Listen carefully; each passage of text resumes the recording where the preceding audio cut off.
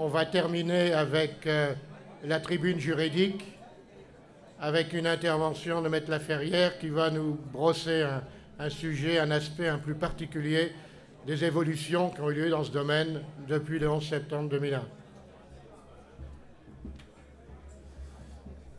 Bien, bonjour à tous. Il me fait le plaisir de vous présenter Maître Claude Laferrière. Maître Claude Laferrière pratique le droit des affaires au service des PME de Boucherville et de sa région.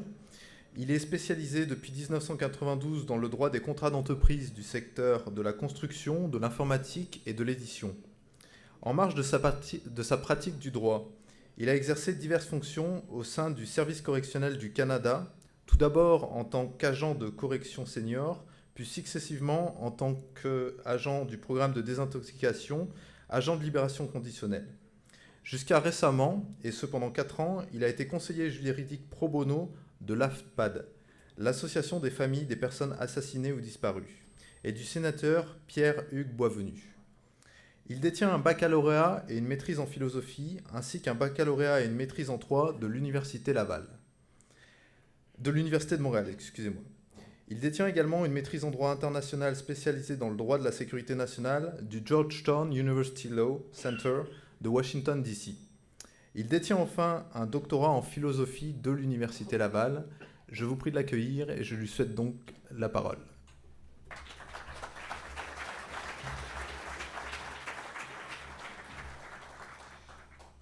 J'ai fait ma scolarité de doctorat. Je n'ai pas terminé mon doctorat à l'Université Laval. Petite correction. Je tiens à remercier le général Dequesne et le Major Reid de me permettre de prendre la parole devant vous aujourd'hui. Et pour moi, c'est un honneur et un privilège. Et je vais me faire un peu l'avocat du diable. Et je m'explique. D'abord, je dois dire que je partage absolument les propos du général Watkins lorsqu'il fait mention du law enforcement. Et une imbrication, un entanglement, on dirait en anglais, un enchevêtrement du droit criminel et du droit international. Et les métaphores qu'il a utilisées pour, si vous voulez, la question des indices par rapport à l'utilisation de la force, de l'usage de la force. Et tout cet aspect-là, je cautionne parfaitement. C'est tout à fait approprié dans le contexte du narcoterrorisme et de la situation que les États-Unis vivent avec le Mexique présentement. Donc, et j'ai eu l'occasion de travailler pendant 28 ans dans les services correctionnels avec une clientèle surtout reliée au crime organisé et à des organisations dont vous entendez parler tous les jours dans les journaux. Et j'ai eu, heureusement ou malheureusement, à traiter, à composer avec ces individus. Et aujourd'hui, pour moi, faire le lien entre le droit international et ses préoccupations de droit criminel, de sécurité locale, c'est absolument fondamental. C'est un pas vers peut-être une redéfinition du droit de la guerre. Je n'ai pas l'intention de reprendre les propos du général Watkins et de mon collègue qui ont très bien fait leur exposé et, à mon point de vue, qui ont apporté les éléments les plus importants. Sauf que, comme je dis souvent à mes étudiants, il y a dans le domaine du droit international, où quand on touche des questions de sécurité nationale, il y a comme 2 vortex, c'est-à-dire des centres décisionnels. Et un de ces vortex, c'est certainement le Conseil de sécurité et les Nations unies. Mais il y a un autre vortex aussi qui est, à mon avis, extrêmement important et déterminant. Et là, je parle du locataire de la Maison-Blanche. Et je parle des États-Unis. Et une des questions que souvent j'adresse à mes étudiants, c'est de leur demander, croyez-vous qu'il y a au Canada un commander-in-chief ou un commandant en chef? Et le silence qui suit en dit long. En fait, au Canada, d'après l'article 15 de l'Amérique du Nord britannique, on a au Canada un commandant, un command-in-chief, pour prendre l'expression anglaise, que j'ai beaucoup de difficultés à traduire en français, qui serait comme un commandement en chef. Et la définition d'un commandement en chef par rapport à un commander-in-chief m'apparaît a priori très différente. Quand on parle de commandement en chef, on parle d'un élément abstrait. On parle généralement d'un centre décisionnel qui réside au niveau du cabinet au niveau de l'autorité politique. Bon, quand on parle du Commander-in-Chief, c'est tout à fait différent, là. On parle de la personne. Donc, on parle du corps physique du président. Il est le commandant, il est le souverain. Et ça, c'est une différence qui est très importante parce qu'une partie de notre Constitution est non écrite. Et lorsqu'on parle de commandement en chef, en réalité, c'est quelque chose de très diaphane. On peut parler du cabinet, comme je disais, on peut parler aussi du bureau, enfin de l'édifice Langevin, le bureau du premier ministre. C'est toute une interaction. Ce que l'on sait, c'est que c'est une émanation de la couronne, une émanation qui nous vient dans la tradition britannique de la reine, de la souveraine.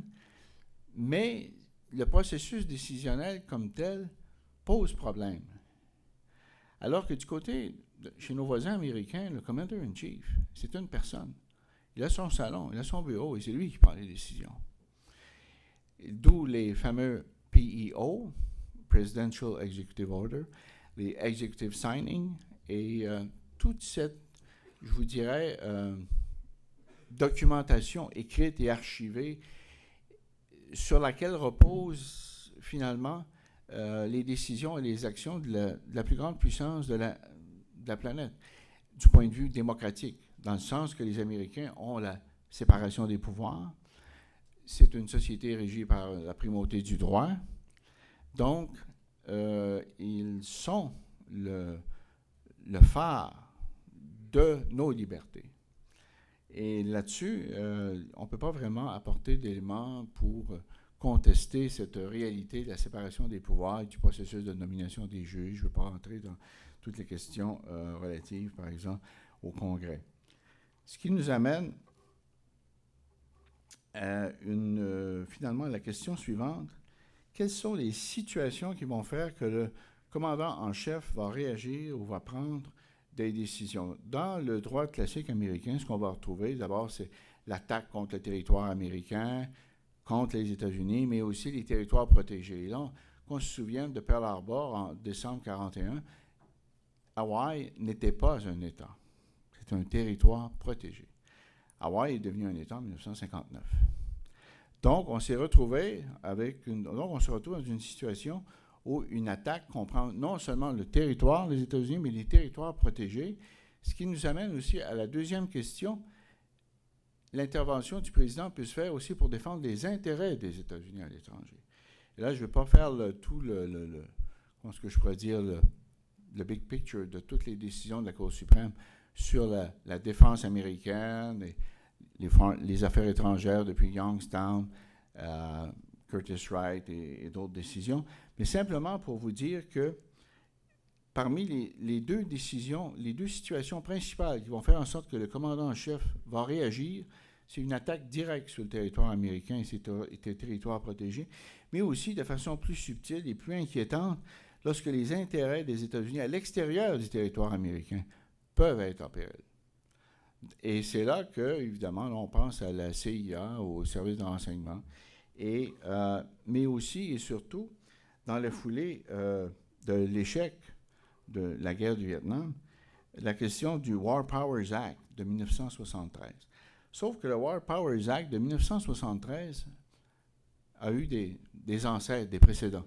Il y a eu en 1941 un premier War Powers Act qui a permis, par exemple, au président Roosevelt de réorganiser l'ensemble de l'appareil d'État pour répondre à l'attaque de Pearl Harbor de décembre 1941. Donc, 2 semaines plus tard, le War Powers Act de 1941 a été adopté. Et ce qui est intéressant dans ce fameux document, et je vais vous faire une lecture au long, mais relativement courte, là, « Provide the President with authority to redistribute function duties without regard to designated provision of law. » Autrement dit, dans la foulée de l'attaque de Pearl Harbor, le Congrès des États-Unis, dans le premier War Powers Act, au lieu d'imposer des limitations au président, ce qui sera le cas du War Powers Act de 1973, va au contraire supporter le président dans le processus décisionnel, dans ce que j'appelais tantôt le fameux vortex décisionnel présidentiel. Et Roosevelt, évidemment, va aller encore plus loin en 1942 pour adopter un deuxième War Powers Act qui va lui permettre d'exproprier à l'intérieur du territoire américain différents terrains, propriétés, etc., pour l'aménagement de la marine et de la force armée. Donc, vous avez deux War Powers Act qui vont donner du pouvoir au président américain, ce qui contraste sérieusement avec le War Powers Act, Resolution Act de 1973, qui, lui, va imposer des limites au président américain. Donc, toute la question du Commander-in-Chief va tourner autour, finalement, des relations entre le président et le Congrès des États-Unis. Et de quelle façon le président peut ou ne peut pas obtenir l'appui du Congrès dans la poursuite des opérations de guerre. Et je vais simplement vous citer un court extrait du discours, du message du président Roosevelt du 7 septembre 1942. The American people can be sure that I will use my powers with a full sense of my responsibility to the Constitution and to my country. The American people can also be sure that I shall not hesitate to use every power vested in me to accomplish the defeat of our enemies in any part of our world where our safety demands such defeat. Our safety demands such defeat. On peut imaginer, en 1941-42, comment un président a pu acquérir autant de pouvoir pour finalement intervenir à peu près partout. Et là, le Congrès et le président sont unis et font un. Avec la guerre du Vietnam, avec l'échec de la guerre du Vietnam, là, ça va être une autre histoire. L'aventure a coûté cher en vie humaine, sur le plan financier aussi. Et là, on se retrouve, et avec, si on veut, l'échec des accords de Paris, parce que les accords de Paris, ça a été un échec. Parlez-en à des gens de la communauté vietnamienne à Montréal, et les Boat People. Et il est évident qu'il y a des difficultés assez importantes à ce niveau-là. Mais la War Powers Act, Resolution Act de 1973, va imposer au président qui décide de faire une intervention militaire en dehors de toute déclaration de guerre, l'obligation de produire dans les 48 heures de l'intervention un rapport au Congrès. Et par la suite, de terminer l'opération, si jamais il n'y a pas le support du Congrès, dans les 60 jours. Ce qui m'amène, bien sûr, à commenter, à paraphraser Bruce Ackerman dans sa réaction à la décision du président Obama d'intervenir en Libye sans l'accord du Congrès, en violation du War Powers Act, et même d'écrire dans le Washington Post, en fait, que certains républicains voulaient avoir son impeachment. Donc, on voit immédiatement la complexité des relations entre le Congrès et le Commander-in-Chief, selon qu'on passe de Pearl Harbor à la guerre du Vietnam, et là maintenant à l'intervention en Libye. Et on pourrait en même temps faire le portrait, ou brosser rapidement le portrait, comme par exemple le président Clinton qui, dans la guerre du Kosovo, n'a pas utilisé, n'a pas évoqué le War Powers Act. Dans la guerre du Golfe, il y a eu une résolution très limitative qui a été émise pour finalement permettre aux forces irakiennes de sortir du Koweït, et finalement l'intervention du président était aussi très, je dirais, encadrée, soumise à un paramètre très serré.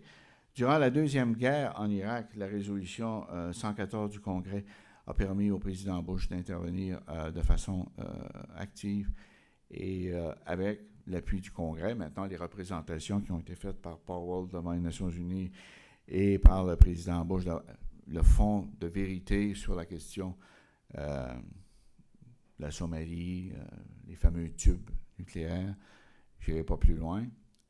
Ça, c'est une autre histoire. Je n'ai pas l'intention de m'y perdre.